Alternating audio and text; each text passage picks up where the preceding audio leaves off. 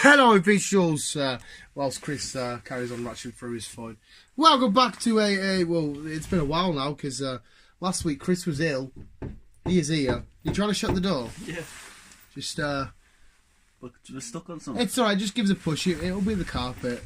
It'll just give it a yeah. Oh, it's the wire at the bottom. The wire from the headphones has gone underneath. Silly. Yeah. Hi guys. Ty was here. Yeah. Right. It's the first one in 2 weeks. No, it's the second one in 2 weeks because this is the one. Chris was on death's door last week. I was ill. I didn't know what was wrong with me, but yeah, I couldn't go far because I couldn't stop spewing. That sounds so advertising. Well, Chris, I had a talk planned already. What now? And it's a question I get asked so many times. That's a female butterfree, by the way. You get asked a lot of weird questions. Yeah, I get asked. I'm weird. I'm scared now. Especially at work, I constantly get asked, and What it's something now? that I could bring up with you, and hopefully the visuals can. Chris has just shut that door. I know. What an ignorant bitch. The visuals could bring up this topic on themselves on the discussion, and that is, what do you love and why do you love it? I constantly get asked at work, Don, why do you like Pokemon? Why do you like superheroes? Why do you like comic books?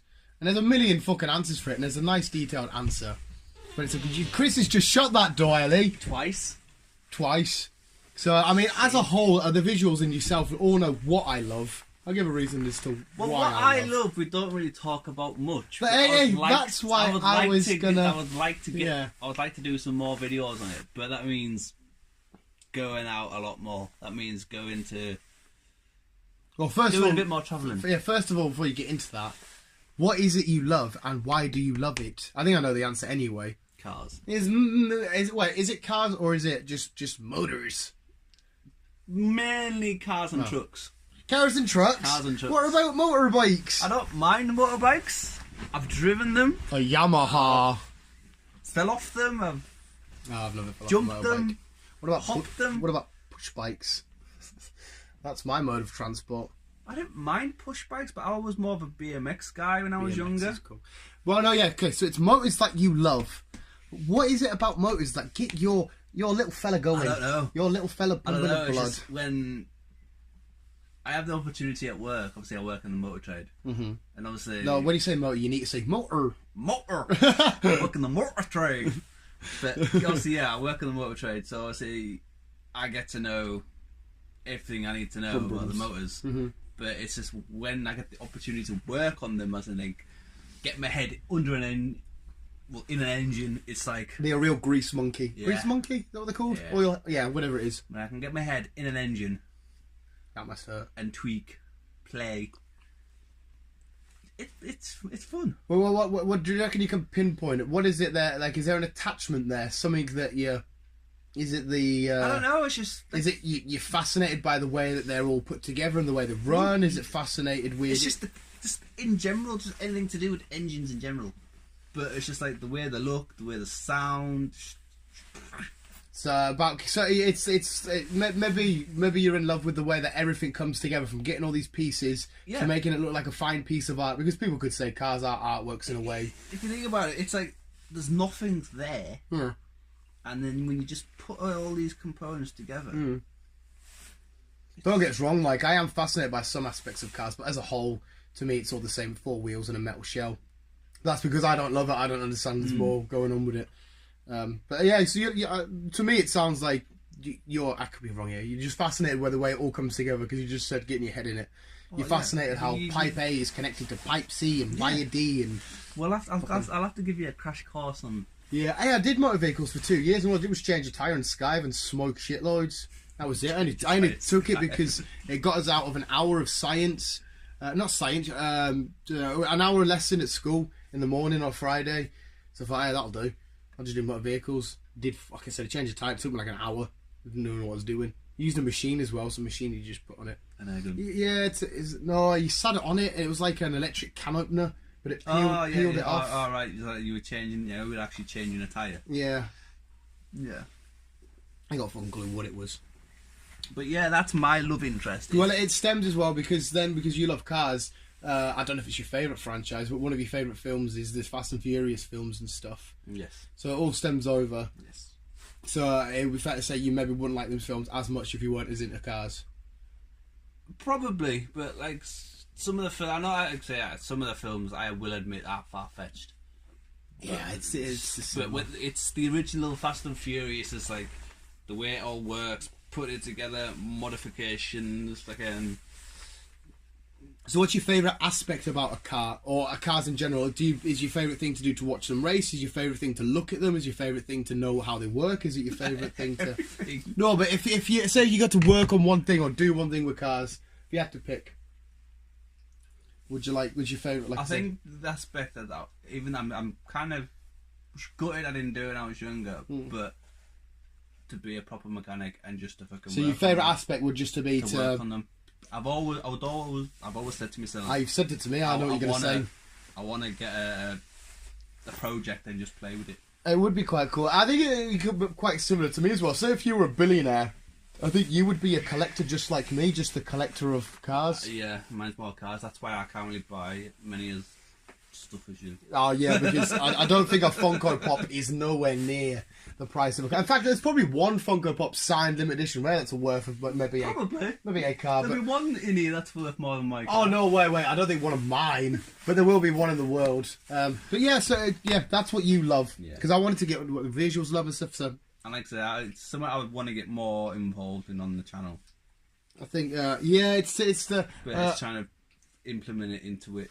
Yeah, it's weird because it is something. I mean, you could like just vlog a day out and stuff like that because the vlogs don't have no category. But you could always do a subcategory, involve the films of the Fast and Furious, and rank down your favourite cars and shit, or just do one of your 5 Fast Facts series on that model of the car and shit like that. Yeah. And there's plenty of ways you can do it. There is indeed. I think but I always get, why do you like Pokemon? Why do you like superheroes? Why do you like comic books and shit? I think my ultimate form is because my favourite thing in the world is storytelling. I think storytelling is the greatest thing ever.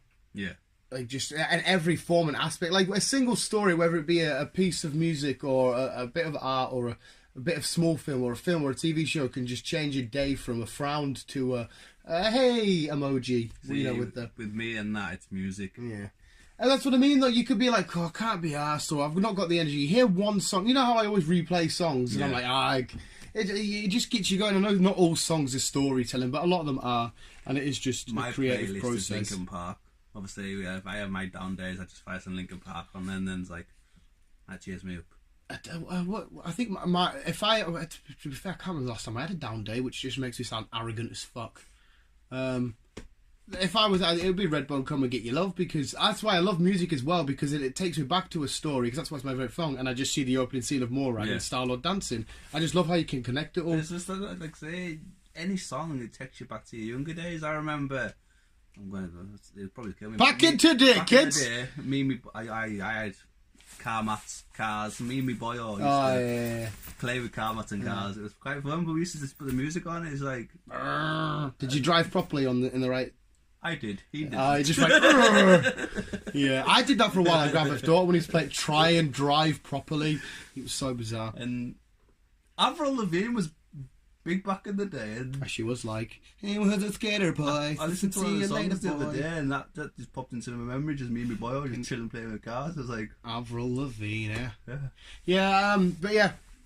I just think storytelling is absolutely amazing. Like we're sat watching the new Pokemon games now. Let's Go, and even that, it's one of the greatest stories I've ever been told as a kid, and it extended. It's the story of a boy wanting to go on an adventure, collecting all of this stuff, which is what I'm obsessed with. Because the whole thing of Pokemon is just, it says got to catch them all, which is another way of saying collect every fucking thing. You got to collect gym badges, you got to collect Pokemon, you got to collect TMs, HMs, and shit. But this story here, a boy just leaving his hometown to become the best Pokemon trainer in the world and go on a massive crazy adventure with his best friend Pikachu.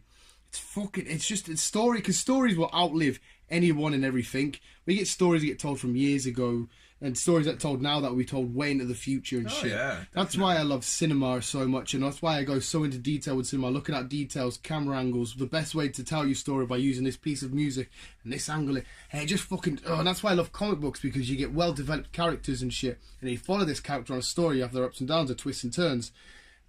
good times and bad times and shit. It's just fucking phenomenal, and I wish to God I had the talent, the knowledge, the English degree to write like a Shakespearean art. I do also. Yeah. I also think sometimes wish I could go into more detail with things like you do.